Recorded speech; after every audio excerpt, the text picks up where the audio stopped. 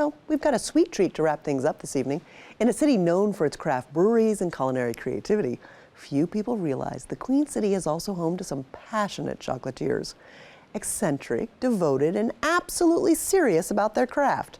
Carolina Impact's Chris Clark introduces us to two who are reshaping what chocolate means. They'll teach us that great chocolate isn't made in a factory, it's made with obsession. Come with me. Willy Wonka made chocolate feel like fantasy. A world of pure imagination. But for these two, chocolate began as a memory, the kind they grew up with in Europe. Richer, deeper, unforgettable. I grew up eating that chocolate, and at the age of 12, we immigrated to the U.S. I went looking for my chocolate, and I couldn't find it. One chases it back to the bean, the other reshapes it through art and reinvention. Different paths toward the same taste. I always loved that chocolate that, like really melted in your mouth. I was wanting to recreate the chocolates that I had as a kid. At her shop, the Underground Truffle, Isa Weinrib makes chocolates her clients love. Her path to the sweet life was less than straight. Her father was a chef, and she did go to college, but not for culinary arts. It was for Mechanical engineering. Wait, what? Of all the things? Not exactly the magic ingredient. I know, I was like, why? Fair question. Can't wait for this answer. They talked me into, they're like, we need women in engineering. So she did the practical thing, earned the degree, and built a solid career in interior design.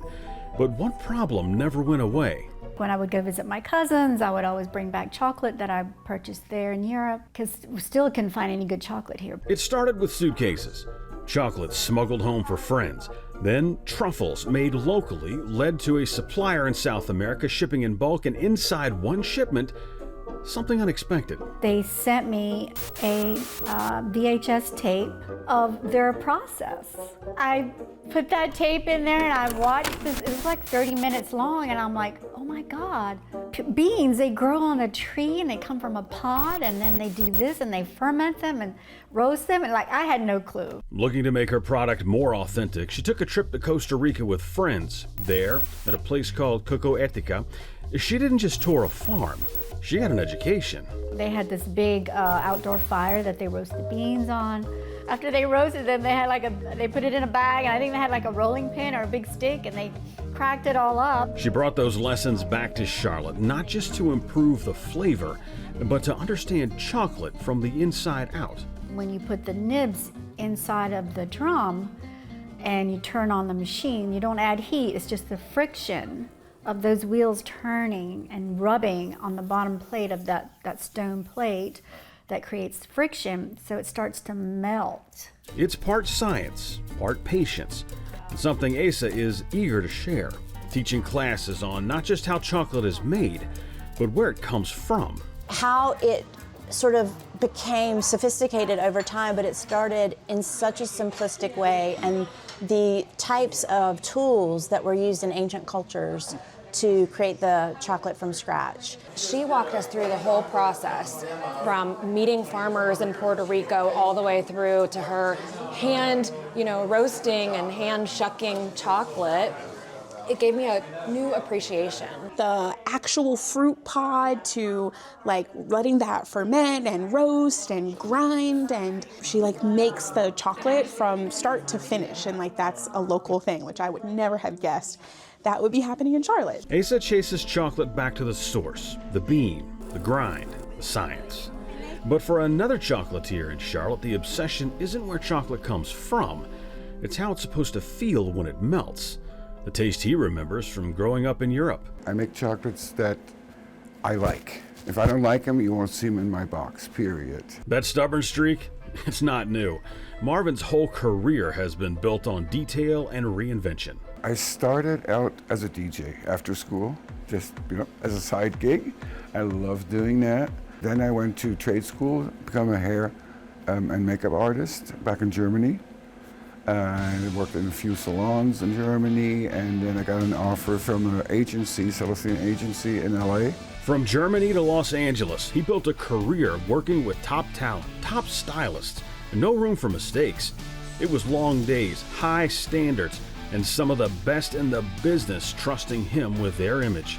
For Marvin, creativity kept changing form, from hair and makeup to designing clothes to making jewelry. I always loved to be crafty, creative, switched more into like adding sterling silver to it. So before it was all like leather cuffs and that kind of stuff. So then I went into the jewelry stuff, and since I've known a lot of stylists, I would give them jewelry to use on set. After a stint as a chef and time spent counseling others, life stepped in with a hard reset.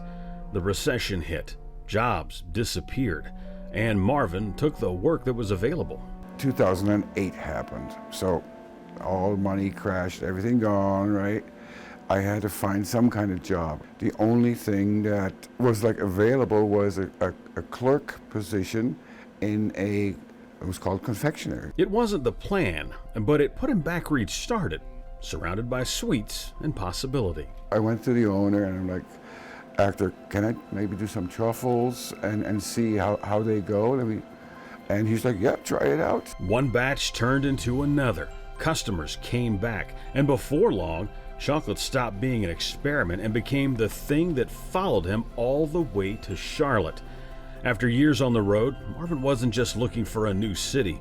He was looking for a place that felt familiar. We came for a visit, and I was like, this is really nice here. It's very much Charlotte, or even North Carolina, is very much kind of like Germany. It has like the mountains, it has a lot of forests. What started as a small experiment didn't stay small for long. In just a few years, Marvin's Chocolates began earning serious recognition, including Charlotte Consumer Choice Awards for Best Chocolate Shop in both 2025 and 26, a Best of 2025 nod from Business Rates, and national recognition from the Worldwide Certified Business Review Board as one of the best businesses of 2025. Not bad for someone who says he's just making chocolate he likes. The responses and the faces of people, that warms my heart. Two chocolatiers, two very different approaches. One standard: make something you love. For Carolina Impact, I'm Chris Clark.